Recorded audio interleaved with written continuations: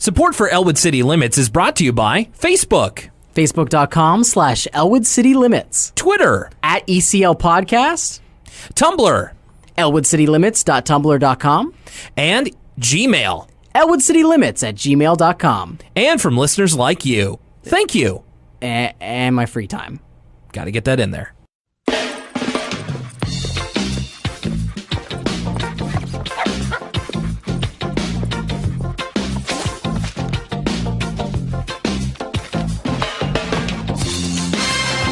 It is the spookiest time of the year. Look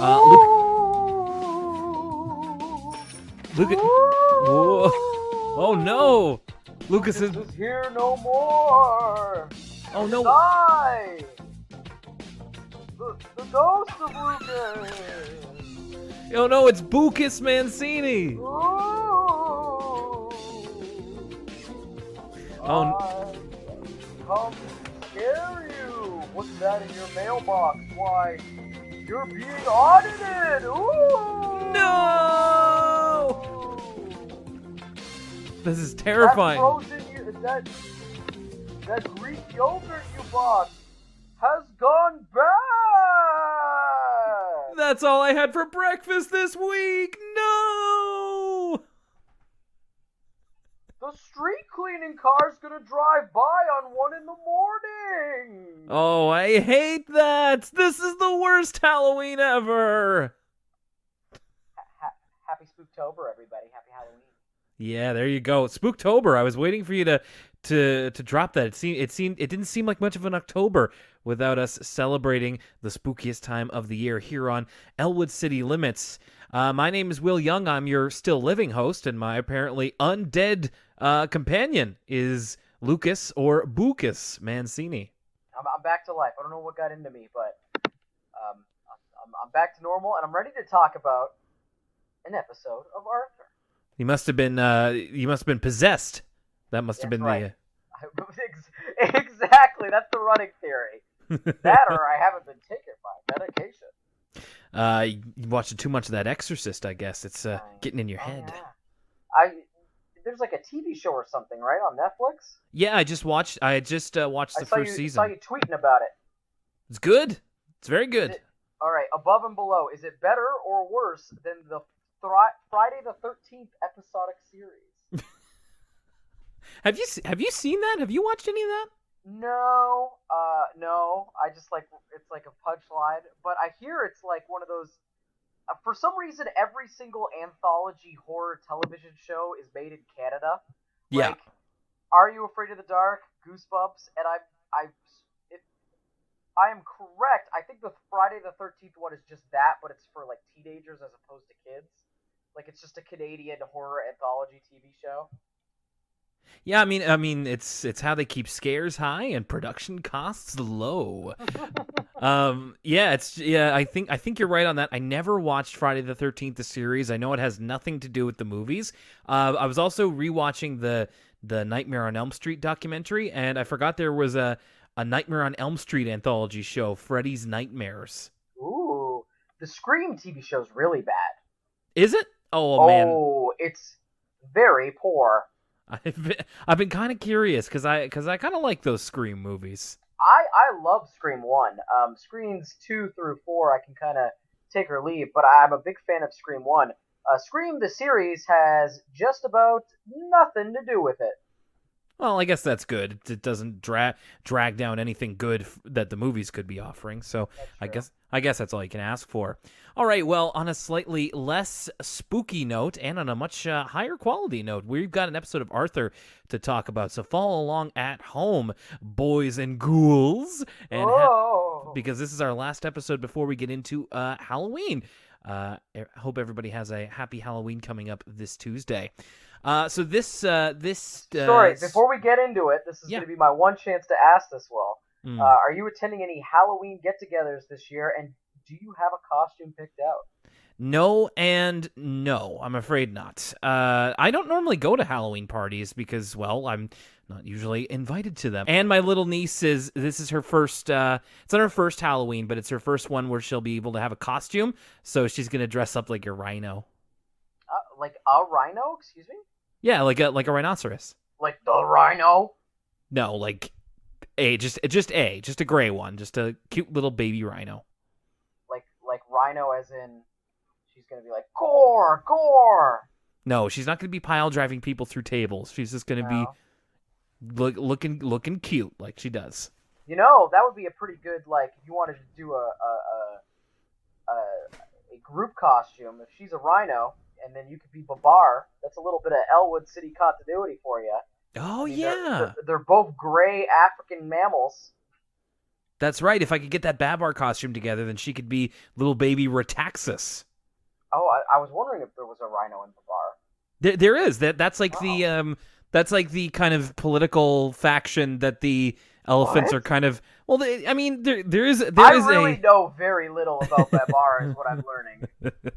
It's like there's the kingdom of the elephants, and then there's the opposing kingdom of the rhinoceri. Oh the my rhino gosh. kingdom of the rhinos, and the king of the rhino's is Retaxas. My goodness. You Okay. you need to watch some Babar, my guy. I guess so. We're gonna have a Babar podcast one of these days. Maybe. What about you? Do you have a Halloween costume? Oh yeah, I'm gonna be Parappa the Rapper. I've been talking about this for like a whole year. Oh Just yeah, because that's I right. had this idea super early in the year, but I'm gonna be Parappa the Rapper, kick punch. It's all in the mind. If you try to test me, I think you'll find. So I'm very excited for that because I've been like John Cena 2 years in a row just because I got the costume. So I'm excited to go as something else for once. Your John Cena costume is really good, but I cannot wait to see Parappa the Rapper. That's awesome. I'm just gonna be like quoting it all night. Like, oh, how does the driving lesson one go? Where he's like, step on the gas, gas. Step on the brake. Brake. Something like that.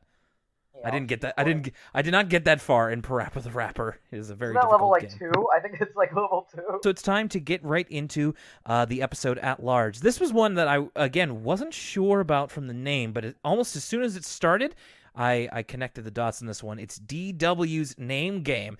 This is as DW an episode as Arthur gets, so much so, in fact, that she does the cold open. Yeah, and has this happened before?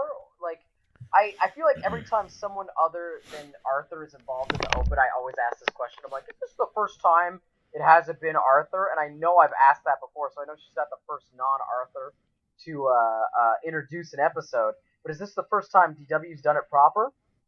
I think so. I think this is the first one where she has been at the center of attention. A couple of episodes ago, it was Francine who did it, but this is the first DW-centric cold open. The first of several, I believe. I don't think this is an isolated incident. So from her perspective, she's pouring cereal at the breakfast table and gets a moment to herself and alone with us, the audience, so she can talk about how horrible Arthur is as, you know, the meanest big brother in the world. She gets right up to the camera and is talking about the times that Arthur was just the worst. In fact, it's so bad that Arthur gets like the bully music that the tough customers get. That grunge riff. Yeah, exactly. Yeah, the real tough boy music. So times include Arthur riding his bike too fast so that DW can't keep up. We get the first of at least one Arthur meme alert here with Arthur eating a whole personal cake. And it's the screen grab of him like shoving the whole cake into his mouth in one gulp. It's a running theme in these. Whenever we see Arthur from DW's perspective, he's always painted in this light where he's just kind of an eating machine, and that's pretty much the only characteristic she attributes to him. Yeah, and it's especially cake. Cake seems to be his weakness. Mm. And he also is just kind of generally, quote unquote, being mean to her. There's a little thing here, like some of these seem a little exaggerated. Like I have a hard time believing, you know, Arthur necked a whole cake, but there is this one thing where like he gets after DW for being in his room without his permission, and he hangs up a sign on his door that says, Arthur's room, DW not allowed. Mary Moo Cow is a bad show. Yeah, he had to get that last almost unnecessary burn in there to make sure she knew what was what. And that's the first of many burns to follow in this episode. Also, quick note, Arthur meme alert. I've seen this sequence posted on Twitter a bunch of times, usually with the subtitles of DW saying, "That sign can't stop me because I can't read." It is a really good point of like Arthur's gesture is ultimately lost on DW, and finally he takes too much milk for himself, so there's none left for DW to put in her cereal, and she's determined to get back at him. I will mention this here. This is incredibly nerdy. Like when I was a kid, I watched Arthur to the point where like I had my favorite directors and storyboard artists. So in the title card, it'll say like who directed the episode and who was the storyboard artist. And it just brought me back to when I used to pay attention to that. The writer of the episode. So this episode written by Joe Fallon and storyboard by Robert Yap. And in my head, I was like, oh man, that's the dream team, the Arthur dream team. Those guys are like, that's like my favorite writer and favorite storyboard artists. Like I always associated them with like my favorite episodes and the ones that had the best animation. So a really nerdy aside there. Even as a kid, I was paying attention to who was making the episodes that I liked. You know, I've actually, and I've never really gotten to it, but I've wanted to keep a closer, basically make sure I notice who's been writing each episode, because we always kind of talk about the writers in this like very cerebral, like, oh, the writers decided to do this. But I've been interested in, like, if you were to take a closer look at who wrote what episode and how much there's a consistency with the voice.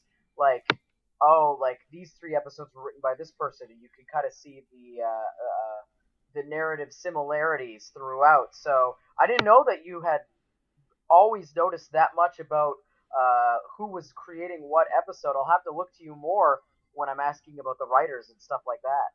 It'd be worth looking back through if you went and listened to our episode on like our favorite episodes from season 1. Then you could be like, I wonder who wrote these, and I wonder who, sometimes we mention how the animation looks in an episode, and just like, oh, who was the storyboard artist for this episode? So worth doing if you have a little bit of extra time. So DW is trying to figure out a way to get back at Arthur, and she goes to her friends, the Tibbles, and they both have different ideas of what she can do. So I believe it's Tommy has an idea that really is really more of a long con. It's almost like it's like a real revenge plot that takes years to fester and then come into fruition. I love DW's logic on asking the Tibbles for help. She says, I figure you guys know how to deal with brothers. You both have one.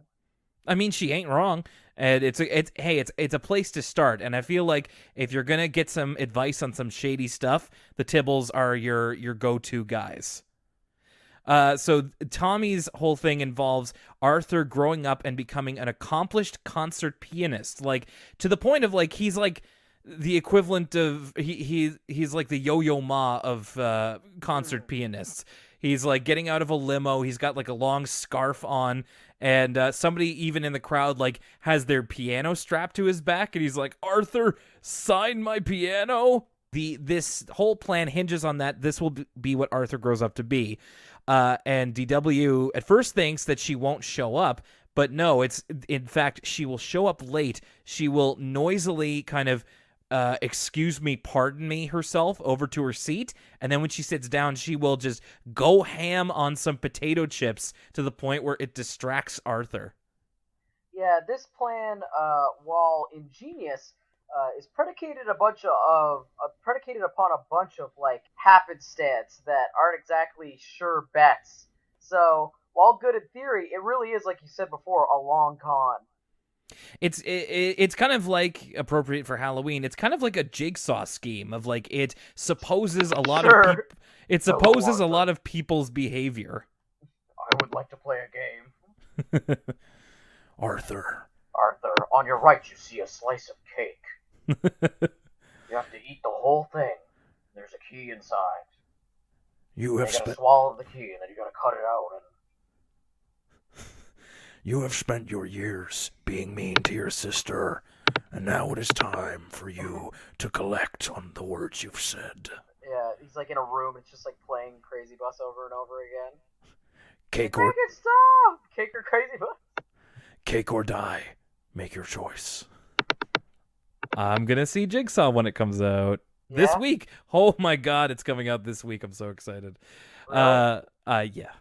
No, I'm Oh, I'm a bad person. Oofa doofa, hachi machi. So that's Tommy's idea, and it's really a long way for an incredibly petty way of getting back at him, and like to say nothing of the fact that if DW were doing this at a piano concert, she would be kicked out. I'm almost certain. And Timmy's idea is, well, I mean, they're both bad, but in their own ways. Timmy suggests that DW gains secret hypnotic powers, and she hypnotizes Arthur into doing her bidding. And like he gets the hypnotized eyes of like the red spiral in his glasses, and he gets like the "Am I making you happy, my queen?" Like he just kind of sounds like a zombie. Yeah, they dominated him like an orc in Shadow of Mordor 2. DW puts her hand up to his face and is like, Yeah. "Open your mind." And so of course Tommy says that's a dumb idea because it takes hundreds of years to learn about hypnotizing. And then they kind of DW says it's a bad plan. Timmy calls her DW dimwit, which I don't think is one that we've heard so far, but is, pretty a standard, it seems. Like, she doesn't seem very fazed by it. And then she says, "Don't call me names, Goopy." So she calls Timmy Goopy, and Tommy laughs at him, but then Timmy's like, "You look just like me, so that means you're Goopy too." And and Tommy gets his look on his face like he just discovered the end of the universe. He's like, he sees Mind everything. crush. Yeah, exactly. You can tell what's going on here is that, like, whenever a show does something like this, where a character has to insult another character, specifically kids shows, it's a slippery slope, because they always have to pick something innocuous enough, because evidently kids are going to repeat it, right? So you Yes. always want to make sure that when a character insults another character, it's not too bad. Goopy, like, if your child's running around calling people goopy, that's not really an insult, it's just kind of nonsense. But I wonder, like, how many things what would DW call the Tibble twins, and eventually, by the end of the whiteboard, they landed on Goopy. Okay, I guess Goopy is just innocuous enough that that's okay for her to say, but they probably went through a whole cavalcade of insults.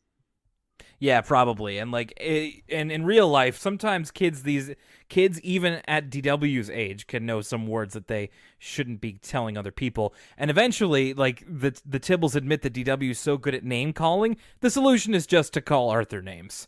So, it's not elegant, but it might be able to get the job done. In fact, I guess this is as good of time as any to bring up. This episode reminded me of a real life incident. Well, for one, so this episode's basically all about name calling. Like, get used to this battle rap style insult hurling, because it's here to stay for the next 10 minutes or so. But this whole episode reminded me of a story a teacher told me once about when they were teaching a preschool class, and the kids were calling each other like butthead or something, right? And so as an exercise, the teacher was like, "Okay, let's like think of something we can call each other instead of butthead, so it's not like so mean." And so they were coming up with like a bunch of nonsense things. You know how kids are, like, so probably stuff to the level of goopy, like, "Oh, let's call each other goopy. Let's call each other, turquoise kayak, whatever." And then one kid, get ready to bleep this, Will, for the family-friendly listeners. One kid goes, "What about mother?" The teacher had to be like, because if you react, the kid's gonna start repeating it, right? Because they got a reaction out of you. So the teacher just goes, "Maybe let's go with a different one." And so just moved on, continued the conversation. But these are like preschool kids. man, that is like, I reacted as soon as you said it, and I mean, I say it plenty of times throughout the week, and but just hearing, I was just like, oh no. So they did the right thing in that they did nothing at all. So good job to them. My goodness, the words that some kids know, but then again, that's how it spreads, I suppose. That's how I learned my first bad word, was from school. So pretty much, like, the Reed House basically becomes Showtime at the Apollo at this point, because Arthur and DW are just hurling insults at each other. Like, she starts out with Mr. Goopy. Arthur's like, get your big, enormous, large, gopher-looking head out of my face. Yeah, they all start, like, they're basically, like, doing Yo Mama jokes from the start of a Biz Marquee song. Like, especially when Arthur's like, you big, enormous, large, gopher-looking head. Like, she says her head looks like a big meatloaf with raisins. Like, it's very, like, 1980s rap insults, which I guess had just kind of an earnestness and an innocence to them. A timelessness, if you will. By the way, that another Arthur meme alert for you. When he says her head looks like a big meatloaf with raisins, it's Arthur doing the double point, and I've definitely seen people like putting much saltier insults into that certain picture. So I thought that was funny. We're really racking up the memes in this episode. They're still like going at it, and I was like surprised. A lot of their dialogue here is just insults back and forth.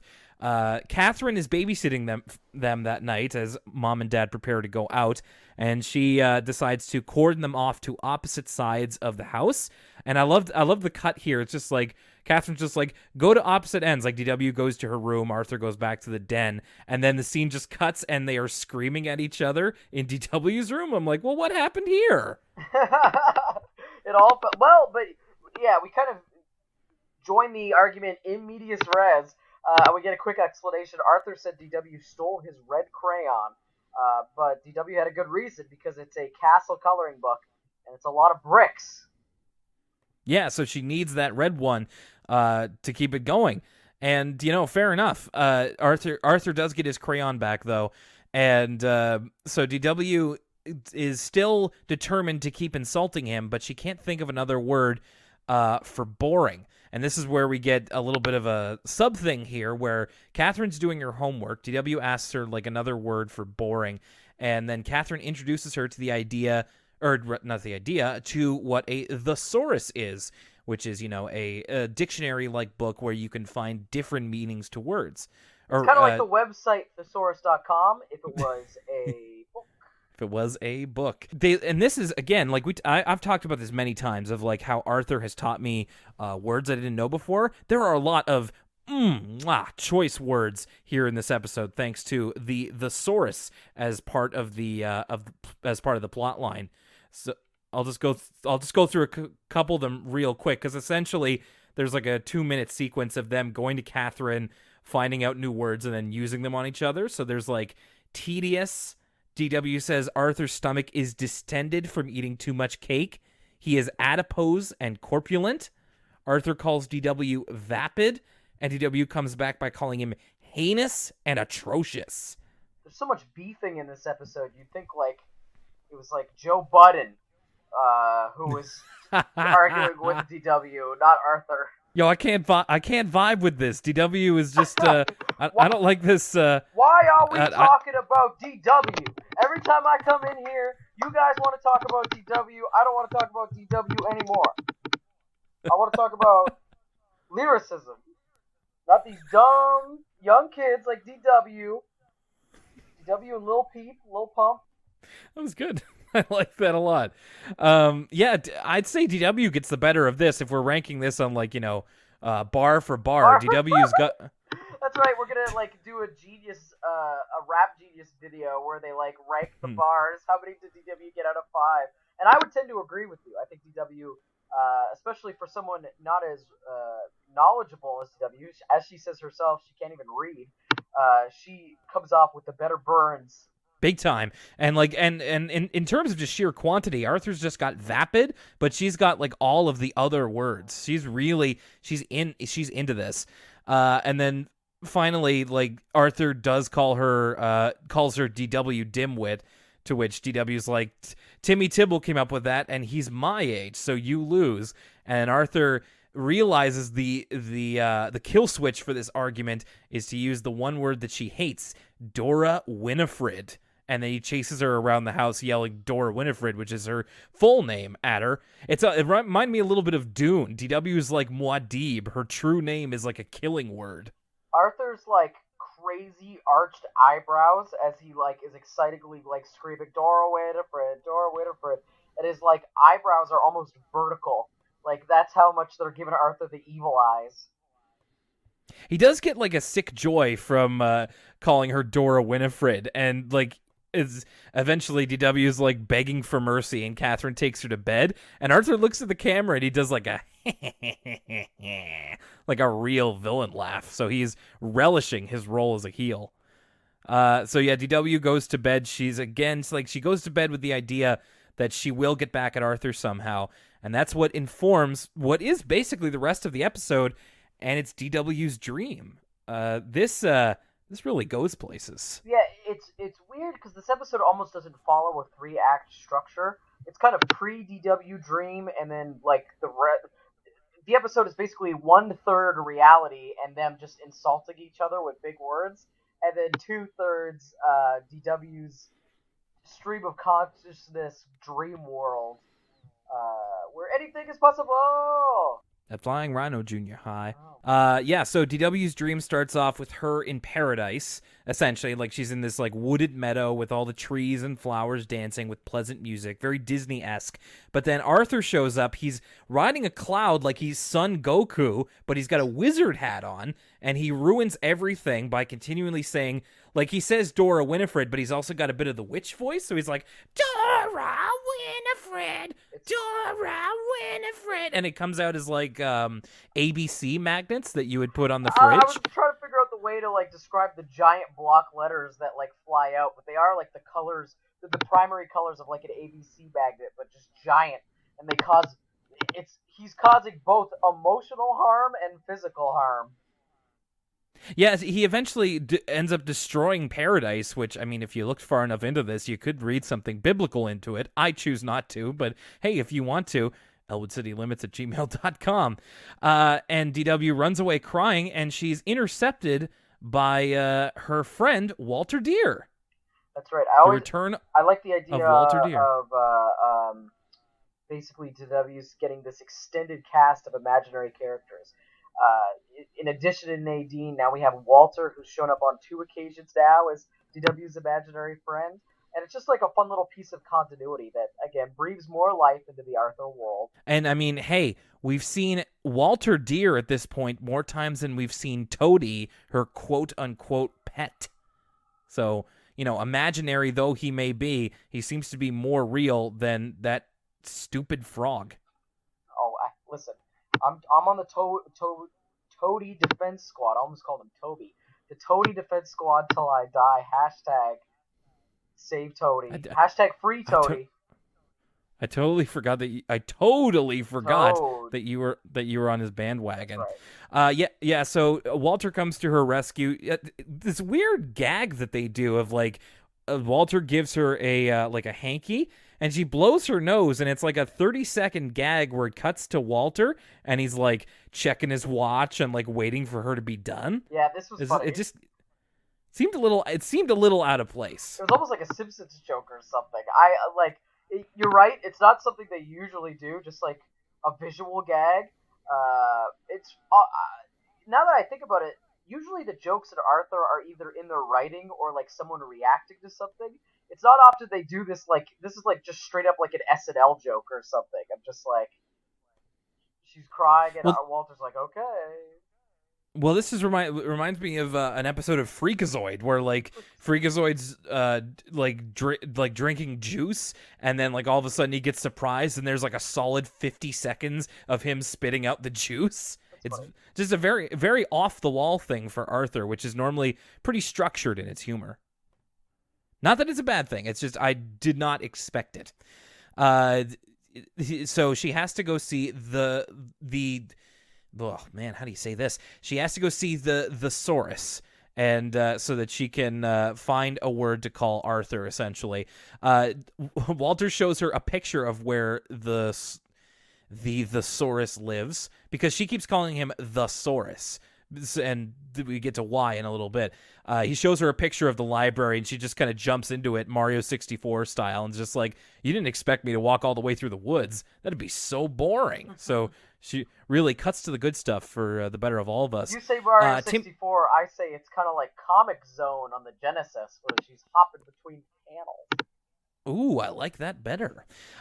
Timmy and Tommy are outside of the library. They've been turned into stone lions by Arthur. Oh, So I feel like I've been to this library in real life. The one with the stone lion statues. Is it the New York Public Library? I don't remember. It's like a famous library that they're parroting here with like the lion sitting in front of it. I can't quite remember which one it is though. Right in. I don't think I knew. Yeah, please. I don't think I know which one that is. So Arthur does find out where she is and goes to turn her to stone or whatever, what have you. She goes into the library.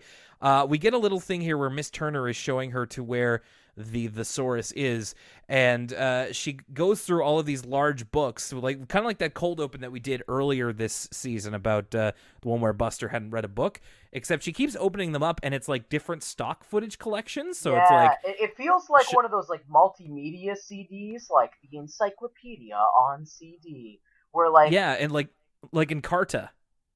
I'm not familiar, but I'll take your word for it. Is that like you click the link and it's like, oh, here's some stock footage of like the atomic bomb going off?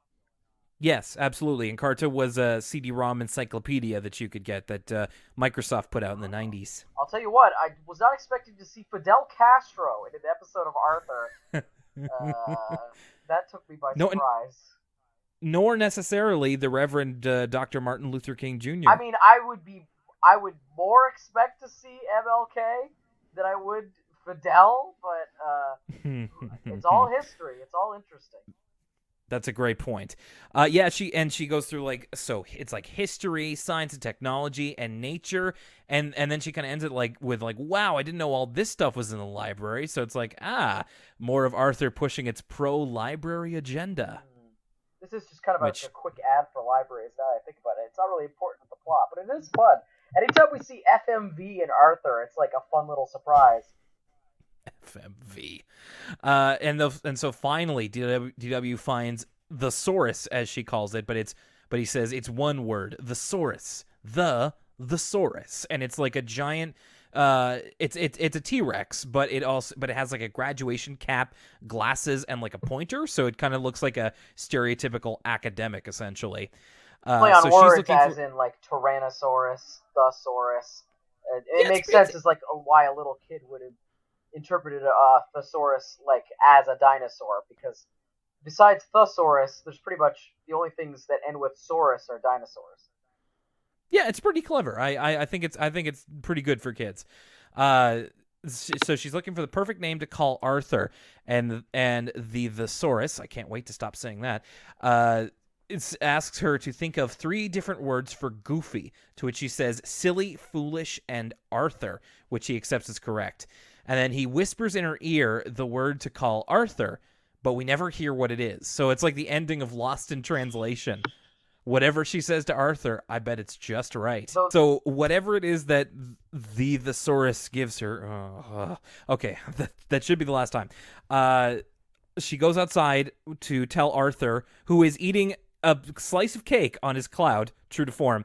So she whispers it into his ear, and then he backs away and screams, and then he just melts. I remember when I was a kid and I saw this episode for the first time, that was kind of distressing. Like, he just kind of melts into a puddle of his clothes and his skin, and then DW gets really upset because she didn't mean to make him melt, and she collects him in this Mary Moo Cow mug that she was drinking out of earlier. This is the most disturbing part. Him melting is disturbing enough. You get some, like, end of The Last Crusade vibes. Or not The Last Crusade. What am I talking about? Raiders of the Lost Ark. You get the end of Raiders vibes. But then, when she looks into the Mary Moo Cow mug, and it's like a little Arthur face in the liquid, and he sounds like he's having his last breath, and he's like, "You shouldn't call people names. It's bad for their health." That is very disturbing. It is, and then it's immediately followed up with, like, DW panicking. She's just like, what do I do? What do I do? Somebody help me! And that's how the dream ends. I'm like, oh my gosh, that's terrifying. Like, it is really unnecessarily intense. So DW wakes up, and she's been very shaken by this dream, and she calls out Arthur's name, and he comes into the room, and I thought this was really cute. DW just runs up to him. Is just like, I'm sorry I called you names. And Arthur wants to be mad at her. He's just like, well, you called me. I mean, I'm sorry too. So they just kind of make up. And all's well. And this is pretty much the end of the episode. We do a little bit of a parody of the end of The Wizard of Oz, where DW's like, I had this dream, and you were in it, and you were in it, and you were in it too. And then all of a sudden, outside of DW's window, okay, last time, the Thesaurus shows up, and he goes, oh, sheesh. And DW kind of gasps, and that's the end of the episode? So I guess it was real? Or she's like, still dreaming? It's classic, like, you want to talk about just a time for Spooktober. Classic end of the horror movie swerve. It's like that Friday the 13th remake where, like, they're like, oh, Freddy's gone. And then the girl looks in the mirror and, like, Freddy comes out. It's like, credits, new metal. That's the end. Like, there's another fun editing exercise for someone more creative than me is like, and you were in it too. And he's like, hey guys. And then she's like, and then credits, new metal. Yeah. It's just like, oh, sheesh. Let the bodies hit the floor. Yeah, so it's a little bit of that magical realism coming back. So was it real? Was it a dream? We'll never know. And now a word from us kids.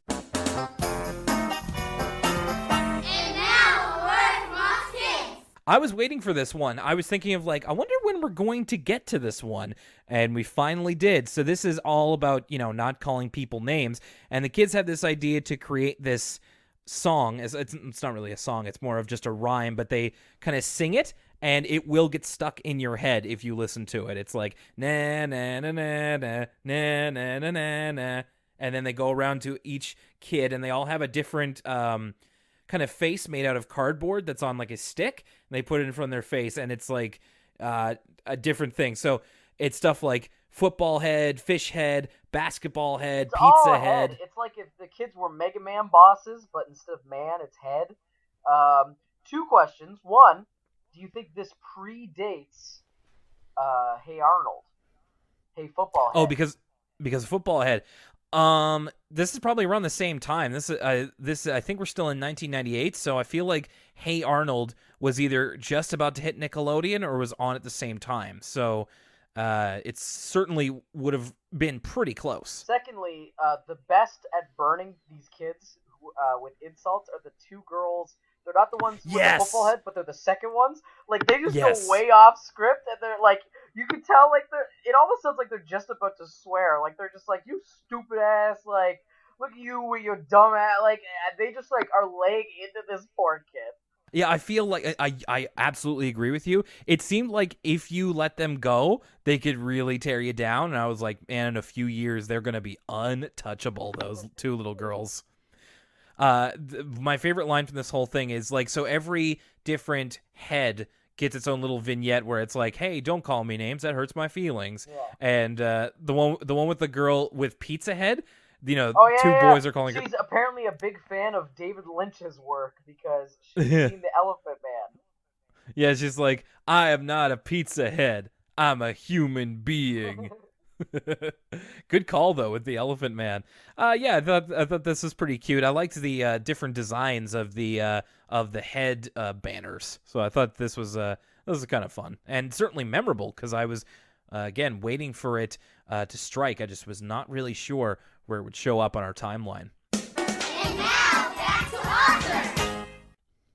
All right, let's get to the next story. This is Finders Keepers, which was a lot easier to remember because, of course, they isolate the word key in the title. So I was like, it's this one. This cold open was a little strange, and I was wondering what kind of tone they were trying to set with it. So it starts with Arthur in a really suspicious kind of tone because he's like, sharing is a good thing, and like making it obvious that he's kind of doing something a little sus. And he's talking about how like he shares things with other people. What? Arthur is kind of sus in general, is what I'm learning. Especially the episode we're talking about this week. Like, all in all, Arthur is a little sus. Yeah, especially here because what we find out is that like Arthur's talking about sharing because he is going into DW's room and essentially like stealing her from her bowl of jelly beans. So, and then DW catches him and Arthur gets in trouble. for stealing DW's candy, and Mom says, "You know you're not supposed to take your sister's things."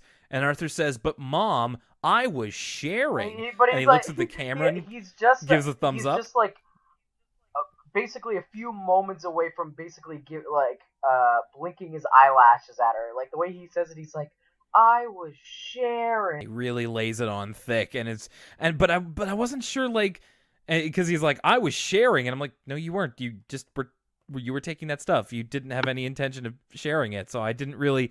The tone of this was all wacky from the start. So the actual episode has to do with them. So it's Arthur and his friends. They're playing baseball in what is a really dusty field. Like, they keep on kicking up clouds of dust, and it's like both incredibly distracting and, well, really unhygienic as well. That'll be important later. I'll also say, and I know we've heard this song before, it's just one of those stock, like, things are happening themes, but I guess it being combined with this baseball game really made me realize how much this music does kind of sound like the music from Mario Baseball, complete with, like, the saxophone arrangements. I don't know if they're, like, a synthesized saxophone or if it's an actual recording of, like, saxophones, but I just, like, the music during this baseball game, I'm way into it.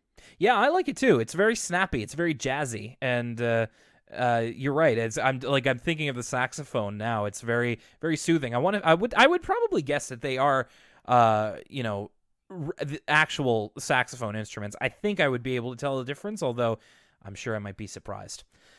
So they decide to give up on the baseball because it is just too dusty out there. And Muffy invites everybody over to watch her High D TV. I have so many questions about this. First of all, what is this, 1994? 96? Do they have... This is 98. Oh, 98? Yeah, I don't think HDTV existed, right? Like... do they mean high definition? Like, I think so. I want to say like HDTV. Maybe if you had like $1,200, you could buy one at this time. But I want to say like the advent of the HDTV was until like 2002, right? I could be way off base here, but like, what would you even watch on HDTV? Nothing was being broadcast in high definition in 1998. Oh. There's just so many questions. Okay, I'm taking this from the Wikipedia entry for high definition television. HDTV technology was introduced in the U.S. in the late 1980s, made official in 1993. HDTV system had its public launch on October 29th, 1998, during the live coverage of astronaut John Glenn's return mission to space on board the Space Shuttle Discovery. So same year. Oh my gosh. Do you know...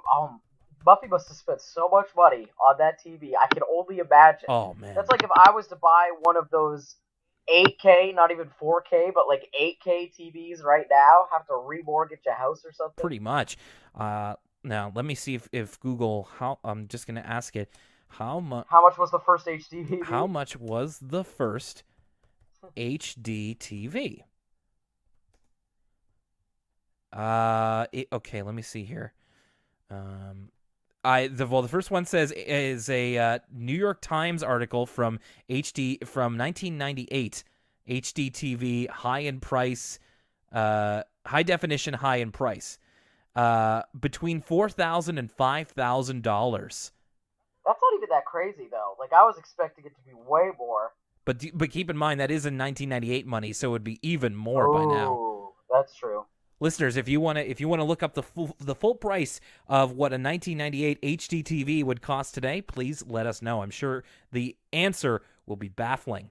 Anyway, Muffy invites them over to watch Heidi TV and the show Miranda the Magic Princess. But Arthur, Binky, and Brain decide to go to the Sugar Bowl instead, and that's the trio that we kind of deal with for this episode. As they're kind of tossing the baseball back and forth on their way to the Sugar Bowl, they run across a small silver key in the field, and their minds kind of go wild as to what it could be too, and they all kind of share their theories. So Brain's theory is that it could be to the new science museum, where Brain imagines that he goes exploring. So it has like, in his mind, it has like a dinosaur exhibit of like dinosaur models and a virtual reality simulation where he can walk with dinosaurs. Brain's ahead of that VR curve. Arthur, however, believes it is the key to the city, and this one is somehow the biggest leap in logic. So Arthur believes that if the key to the city was lost, like, a lot of townships have their own, like, symbolic key to the city. Oh, man. But Arthur sees it as, like, a literal key that keeps things running. And if it was lost, everyone in the town freezes in place. You should add, like, that Radiohead song to this sequence just to make it look like the opening to Vanilla Sky. Like, Arthur running around this city where everyone's frozen. It just doesn't make much sense. It's fun, though. It's, like, a very creative idea. No, and, like, I mean, it is a creative idea, but there are a lot of questions that I was wondering about. Like, he runs across a pond of ducks, and they're not frozen. They're, like, frozen in place, but they're still, like, flapping. There are also, like, traffic jams, but people are still honking their horns. But then there are some people who are frozen, except for Arthur, who just isn't, and the mayor isn't frozen as well. He goes to visit Elwood City's mayor, and we note here that his name is Mayor Hirsch. Arthur calls him Mayor Hirsch. And Arthur returns the key to the city. He gets a parade, and he saves the day. Like, he gets his name on the front page of the paper. But Binky notes that this is definitely the most likely of the three. He says it's got teeth on both sides, so it's probably a car key. And Binky, channeling a little bit of Drew Scanlon here, he imagines himself driving to school in a Formula One car. Props to Binky for noticing that a key with teeth on both sides is a car key. I don't think I've ever realized that until this moment. Made me feel super dumb. Yeah, me too. It was a great observation, and I've seen this episode a bunch of times. I just had completely forgotten about that. I will note there is a clip going on around Tumblr. I see it every once in a while, and it's of the French version of Arthur, and people would just be like, "Yo, why does Binky sound like an old man in French?" And it's the clip of him saying that it's a car key. I'll have to look for it, and I'll reblog it on Tumblr this week if I find it in my likes. I'm sure it's in there. So Binky drives the Formula One car to school, and then he, like, peels out as everybody's like, "Wow, what a car!" And he, like, leaves him in the dust. So they're at the Sugar Bowl trying to figure out what it could be to, and to who owns it, especially if it's something like a car. Binky says that, he's the only one who could drive at this point, so he thinks that he should get it. But Arthur, he found it first, so he thinks they all essentially have a claim to the key. But Arthur decides to some a little bit more solidified than others. Like, really, Arthur's got a claim to the key. Like, Braid says because it's his ball that got lost, he gets it for some reason. And, like, Binky's claim is that he came up with the idea of getting a car.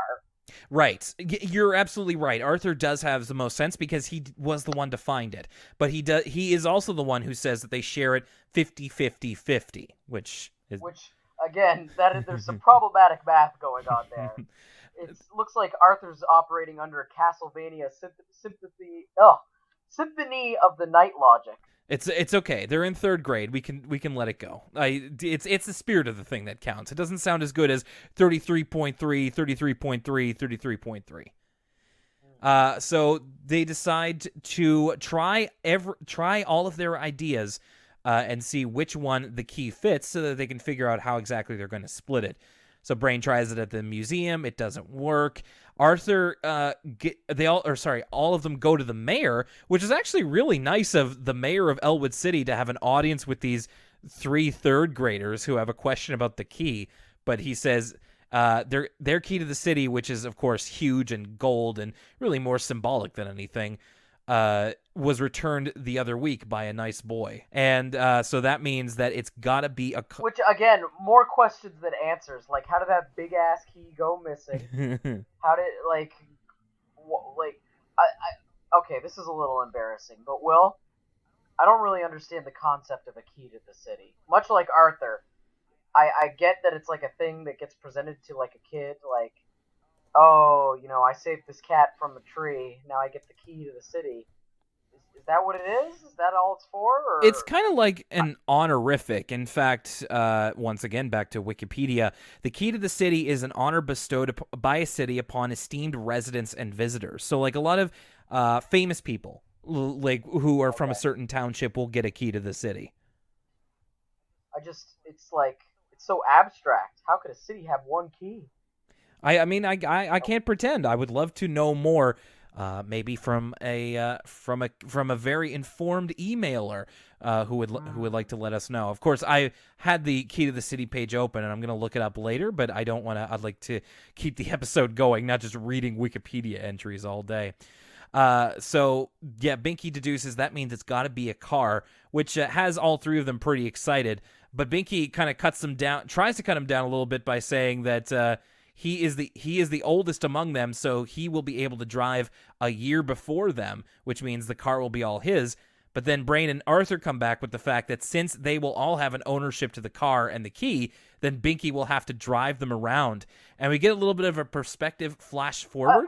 Again, just think about that for a second. Because they found this key, they automatically assume if they find the car it's for, they all have an ownership claim to it. Right. It's spurious to say the least. But Binky does kind of think about it for a little bit. We get a flash forward of Binky in basically driving a limo. He assumes it's going to be like a limo, and he's got the chauffeur outfit on, and I guess 15-year-old Brain and Arthur are having the time of their lives. They've got like junk food in the back of this limo, and they're just like, "Let's go through the drive-thru again, Binky." And Binky's kind of getting after them about getting crumbs on the upholstery or what have you. And they think that's pretty cool. But then Binky comes back at them and thinks, if it's to like, he imagines it being a key to like a sports car, which is, it's a very 90s sports car. It's one of the ones with like the retractable headlights, the ones that like go down and then come back up. It's like the car from Outrun. Yeah, a little bit. And the Binky imagines them as two guys working at a gas station, and then he's like, this must be Binky's imagination must take place in New Jersey, where you don't pump your own gas. I was thinking the same thing. I was like, maybe Elwood City's in New Jersey since they have to pump the gas for him. And so he's like gloating over them of just like, check my oil, and then you can spit shine my hubcaps. So this really sets everybody on edge. It's mostly Arthur and Brain against Binky, and then they start getting into a thing of like reclaiming their stuff. So like Arthur wants his Bionic Bunny video back. Brain wants back a CD that he loaned Binky, the Clarinet Concertos, and then Binky wants his stuff back as well. And the next day they give it back to each other, and they're still kind of angry. Brain says, "I hope you're happy, Binky," and Binky just like, "Oh, I am." It's a great way. It's a great way to make it look like you don't care. It's so cutting. But they eventually, since they're all kind of feeling crabby at each other, they still have to figure out how they're going to determine ownership of the key. I think somebody suggests that they like share it like 2 days a week and then like alternate Sundays or something like that. Yeah, who gets the car? Like, it's enough so each of them get it for 2 days, and then they're trying to figure out who will get it on Sunday, and then Binky realizes that he's a year older than him, so he'll actually have the car for a whole year. Right. So at this point, they're just trying to figure out, like, Brain almost makes off with the key, but then they're just like, they can't trust each other with it. But then Brain gets the idea that they could just leave it on the ground where they found it, and that's where they'll keep the key, which... And he like how, and then we get this great spaghetti western sequence of them all walking away. Like Arthur's like, "All right, see you guys." They all start walking away, and then they all slowly start to realize what's going on and turn around and sprint at it into a dust cloud. Yeah, and it's very much like if you put the ecstasy of gold underneath it, you could be. It's straight out from a Morricone movie. And they all dive for it, and Brain and Binky get into a little bit of a scuffle. But then Arthur comes up and has the key, and he even drops the title line, "Finders Keepers." And they all chase after him. Arthur accidentally bumps into Mr. Morris, another appearance from Mr. Morris, and he's kind of out like sweeping the field or whatever. And eventually they decide, why don't we give it to Mr. Morris to keep? He can guard it. And then we can just get the key from him whenever we want to use it. And then Mr. Morris realizes they've got some kind of key, and then it all comes together. Turns out that key they found right next to the sprinkler system, and it's the key that opens the sprinkler system. Mr. Morris lost it, so that's why the field has been so dusty and unwatered lately. remember when I told you that was going to be important later? It was, well, kind of. Well, right is rain, and it came back around that way. So they all feel a little silly that they thought it could be to a car or to the key to the city or whatever. But the end. Someone just says that was pretty stupid. And well, that is one way to look at it. And finally, the end of the episode is they decide they begin to kind of make up. Like Brain's like, you can have the CD back if you want, Binky. And then finally, Brain finds the ball that he lost, and they toss it back and forth, and the sprinklers come on, and yeah, that's the end of the episode. All right, let's rewind it back a little bit and talk about DW's name game. What'd you think of that one, Lucas? I mean, it's so hard for me to be objective, I find, with some episodes that are, in my mind, like all-time classic Arthur episodes. And this is one of those ones that I've been looking forward to since we started the podcast. Like, there's some episodes I had in mind, like, when we started this podcast, that I had, like, the short list of I can't wait to talk about these ones. And this was one of those episodes. So I really enjoyed DW's name game. Maybe it's just nostalgia. Maybe it's just it holds up. But, like, from the insult battle in the part that takes place in reality, the first third that's just, like, DW and Arthur coming up with some pretty, like, DW is no slouch when it comes to, like, insults, and Arthur isn't either, like, big, enormous, large gopher-looking head. That's actually a pretty rude, like, thing to describe someone. So I got a huge kick out of that. And then, I mean, what is there to say about the dream sequence?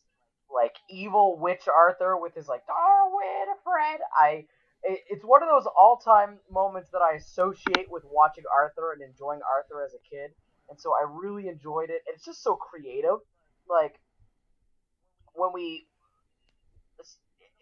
what's the moral of the story, right? Don't call people bad names.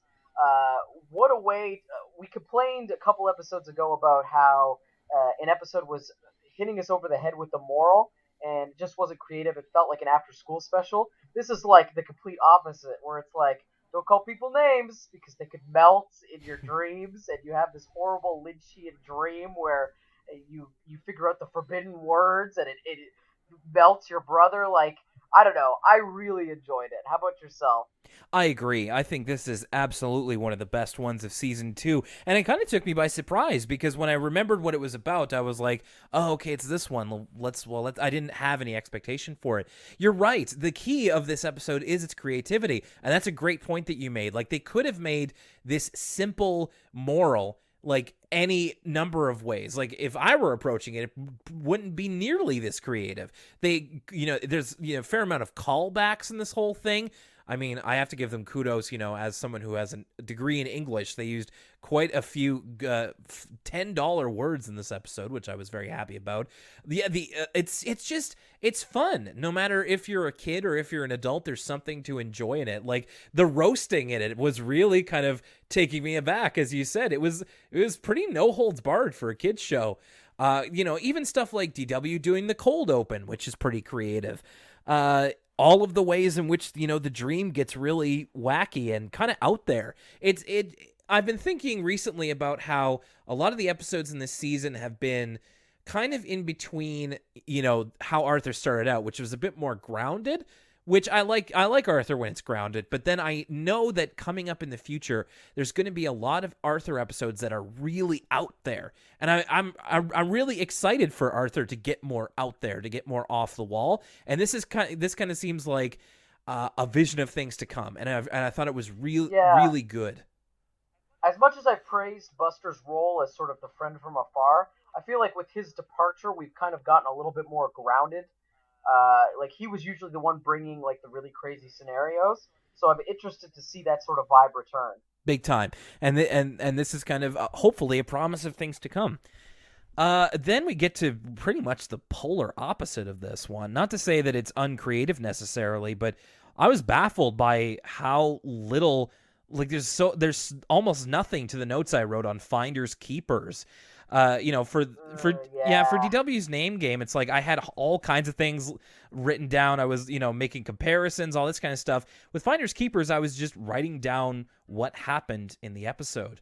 There was a couple of funny parts. I kind of liked, Arthur's imagination of Key to the City. I liked all of That part's definitely the highlight of the episode. I liked all of Binky's imaginations too about how, like, if he got power, how conceited he would be about it.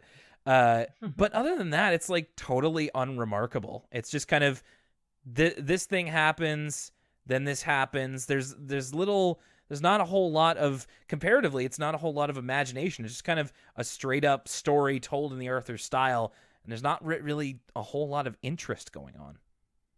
There's also not a lot of great character work. Like, you know what I mean? Like, Arthur, Binky, and Brain don't really feel like Arthur, Binky, and Brain in this episode. Like, Brain doesn't necessarily do anything that's incredibly, like, super smart, and Binky doesn't really do anything that's very Binky-like, nor does Arthur. They're just kind of, like, vessels for the moral here, and they're arguing about the key.